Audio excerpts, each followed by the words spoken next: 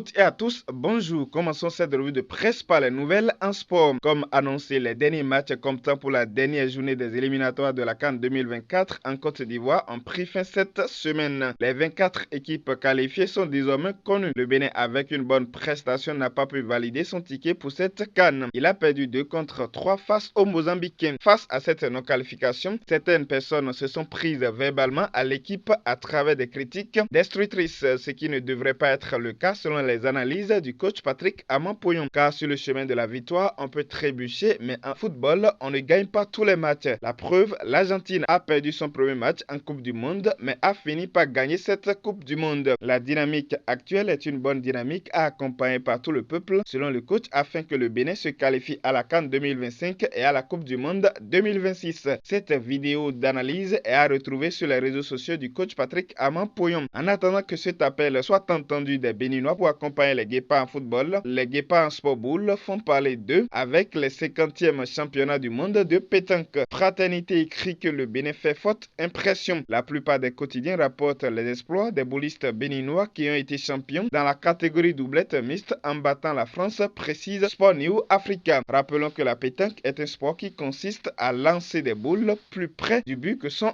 adversaire. Le Bénin accueille la 50e édition de cette compétition sur l'esplanade de l'Amazone depuis le samedi passé. Le lancement a connu la présence du chef de l'État Patrice Talon, mentionne l'événement précis. Autre secteur où le Bénin ne démord pas en termes de performance est l'économie. Résilience de l'économie nationale face à divers chocs. La notation du Bénin maintenue à B+ souligne la nation. Une performance due à la résilience de l'économie nationale face à divers chocs comme des conflits en Ukraine, la cherté de certains produits. En croire le site 24 heures au Bénin, c'est l'agence internationale de notation financière Fitch qui a attribué la note sur la base des efforts fournis par le gouvernement pour maintenir les caisses de l'État solides. Cette notation attribuée au pays est une appréciation de la solvabilité financière d'un État. Ainsi donc, avec la note B+, le Bénin peut facilement trouver des financements pour ses projets auprès de ses partenaires financiers. Parlant de l'économie, l'Union africaine intègre officiellement le G20, comme on peut le lire dans Jeune Afrique. Gouvernance de l'économie mondiale, l'Union africaine intègre le G20 pour de meilleures perspectives, se réjouit la nation. Le G20 est le regroupement des grands pays ayant une économie solide et qui décide généralement de la politique économique au plan mondial. Une place dans le groupe des plus grandes économies développées et émergentes mondiales offre une voix au continent. Pour le journal Ouagala le pays, cette adhésion de l'UA au G20 est une avancée en ce sens que ce nouveau statut offre une tribune à l'UA pour défendre les intérêts du continent. Le journal félicite l'ensemble des dirigeants africains ayant contribué à cette avancée, surtout l'ex-président de l'UA, le Sénégalais Macky Sall, qui a mis le sujet au cœur de son mandat. Parlant de Macky Sall, fin du suspense. Après plusieurs annonces suivies d'autant de spéculations, le candidat désigné par Macky Sall, président de la République sortant, est connu. Amadou Ba informe le Point. Amadou Ba sera le candidat de Beno Bok Yaka, la coalition présidentielle, pour les élections du 24 février 2024, confirme Sénéweb. Qu'il vous souvienne, Macky Sall avait renoncé à un troisième mandat, permettant ainsi à la démocratie sénégalaise de triompher. La paix est donc revenue après la tension suscitée par le suspense maintenu par Macky Sall pour renoncer à une nouvelle candidature. Cette paix revenue au Sénégal est ce que cherche à installer au Gabon le nouveau président de la transition, Brice Oligui Nguema.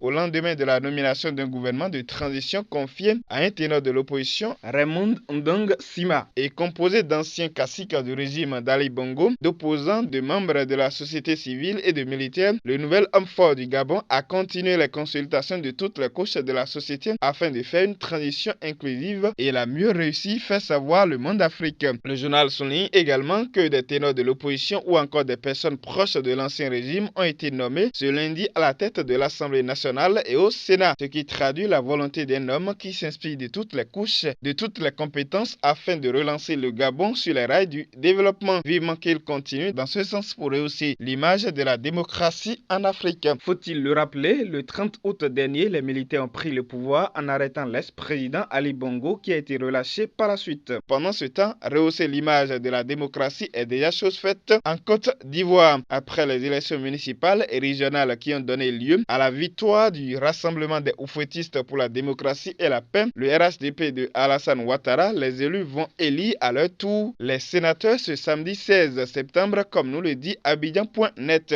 Pour le quotidien, le parti RHDP part favori, d'autant que, en ce sens que le collège électoral de ces élections sénatoriales est constitué des conseillers municipaux et régionaux. Du côté du Togo, de nouvelles dispositions sont prises contre les nuisances sonores dans les lieux de culte. Selon le site Togo Actualité, au-delà de l'interdiction de nouvelles implantations de lieux de culte, les célébrations en semaine sont interdites et les prêches des ambulants qui sillonnent les quartiers et les rues et qui occupent les carrefours sont dorénavant soumises à une autorisation préalable. Ces mesures font suite aux cas graves de maladies créées par les nuisances sonores liées aux célébrations tapageuses de culte. Vivement que nos lieux de culte prennent en compte ces réglementations afin d'éviter de causer du tort aux paisibles citoyens. Finissons la revue en vous rappelant le projet 1000 entrepreneurs pour l'Afrique lancé par le professeur émérite coach Patrick Amampouyon. Une formation qui permettra de former des entrepreneurs qui pourront implanter des entreprises prospères pour le rayonnement de l'Afrique. Des surprises agréables sont réservées aux personnes qui seront inscrites. Tout sur cette formation est à retrouver sur l'ensemble des réseaux sociaux du coach Patrick Amampouyon. Ce sera tout pour cette revue de presse africaine. Jérôme Wenceslas Kako à la présentation avec Guillaume Fon à la réalisation depuis le studio Bernard Amampouyon de Cotonou. Merci pour votre attention et à samedi prochain.